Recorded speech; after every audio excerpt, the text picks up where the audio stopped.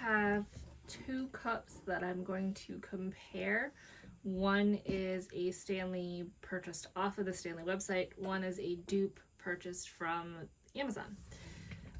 Between the two of them, the Stanley was $45 plus shipping, handling, tax. The dupe was $25.99, no shipping and tax.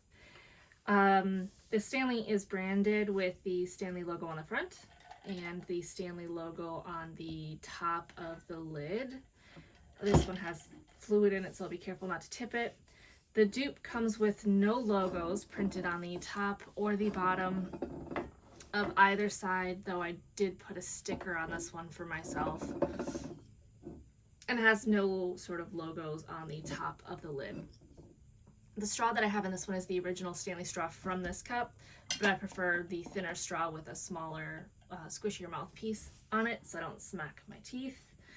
The size of the two is comparable. They're both a 40 ounce. The Stanley lid does sit slightly higher than the dupe lid.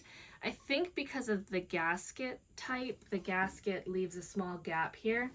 But if you flip the gasket any other way than the way that it is resting now, the lid overturns in every direction and it doesn't quite sit at that nice 90-degree angle from the handle, which I prefer. This lid is similar in how it looks, but it has a gray gasket instead of a clear gasket that the Stanley had. The lid looks like it's the same material, but it's definitely not the same material. I did notice right from the beginning when I got that one that occasionally plastic would strip off. I haven't noticed that with the Stanley cup at all. The handles on both look to be about the same width, and they look to have the same sort of grip design. The main difference that I would say is the handle on this one doesn't look as clean. You can see some rippling on the plastic, and the rubberized area isn't as cleanly cut. It might be slightly wider, but it's hard to tell. The Stanley one seems much clearer, and both also have that same grip on the underside. They're both faceted the same way with a screw on the inside, which attaches to like a metal piece on the inside of the handle.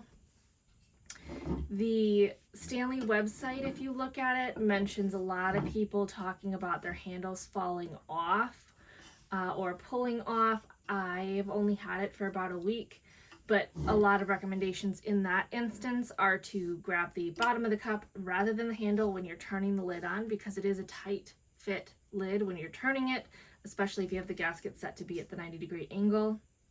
However, the reason that I got the 40-ounce Stanley was to try a 40-ounce tumbler that had a handle, because I have an issue with hypermobility where my thumbs dislocate, and because of that, it makes it difficult for me to grip the cup any other way than to try to use the handle. So I've just been very aware of knowing that that's a problem and trying to, even if I need to use the handle as assistance, putting more weight at the base or near the cup than to grab the handle out here.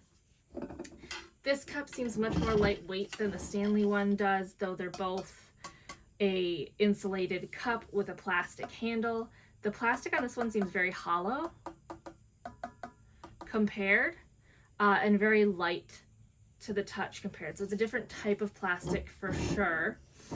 Both cups have a similar sort of lid where when you squeeze and turn, you go from the straw mouthpiece that does have the rubberized gasket on both to the sip cup. And then when you turn again, it's supposed to block out all the liquid. It does not. If this tips, it will leak.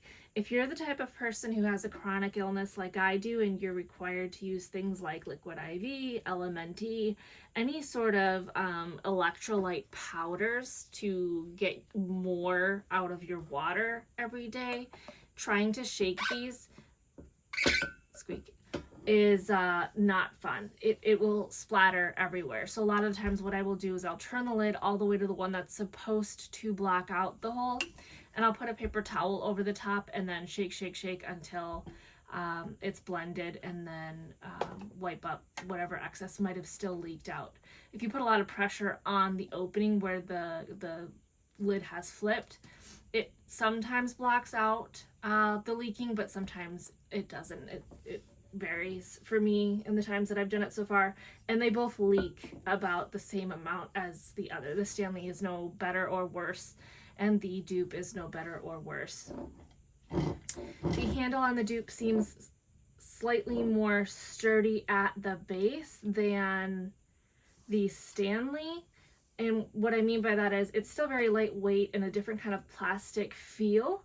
But when using the handle to turn the lid on this one, it feels a little less like it's going to snap off than the Stanley one. Right when I got it, just already felt like it could snap off much easier. This one definitely will still snap off with use and overuse, because I can see the spacing on this one is not as tight against the cup on the Stanley. Either way, the lids are not the greatest, and the handles are not the greatest for either cup. It's very comparable as far as how good it is or isn't.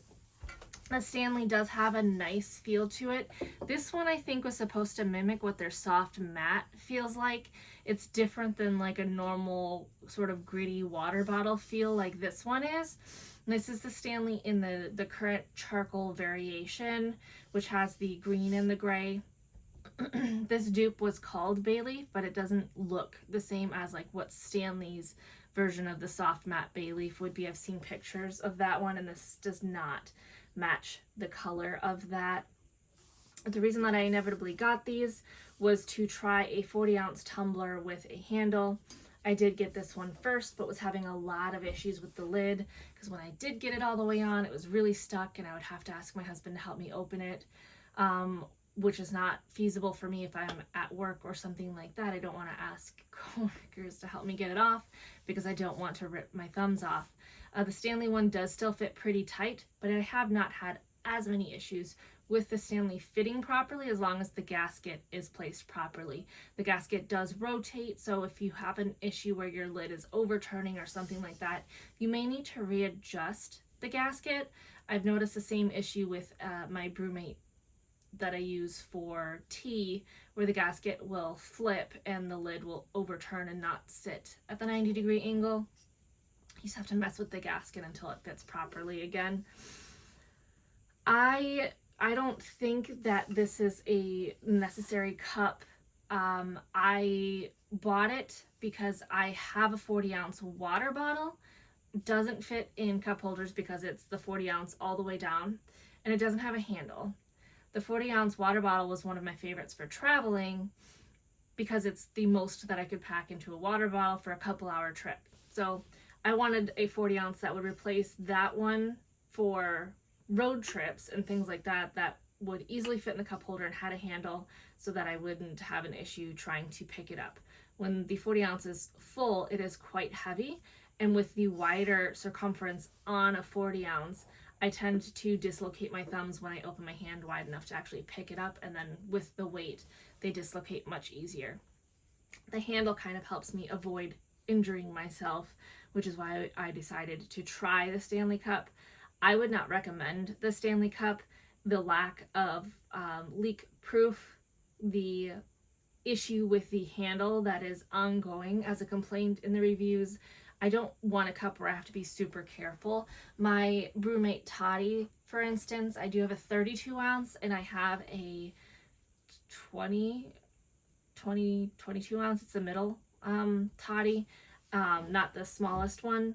The middle one I use for tea, and the 32 ounce one I was using for water, but having the added capacity, because now I could use both throughout the day to try to meet my 120 ounce requirement for my health problems. The brewmate ones are actually welded or faceted to the cup in a different way.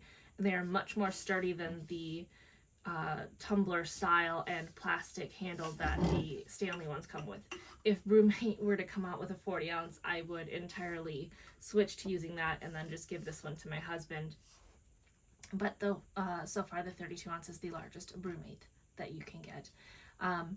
If you want a 40 ounce tumbler with a handle, the Amazon one is perfectly fine. If you do not care about the Stanley logo on it, they are comparable in several ways. They hold ice just as long, somewhere between half a day and a overnight, I would say, depending how much ice you actually started with and depending the climate that you have left the cup in and what sort of liquid you put in it originally. If you have half ice, all cold liquid, and it's in a cooler temperature, it's going to last much longer than if you have less ice, warm liquid to start with, and then you leave it in your car for several hours.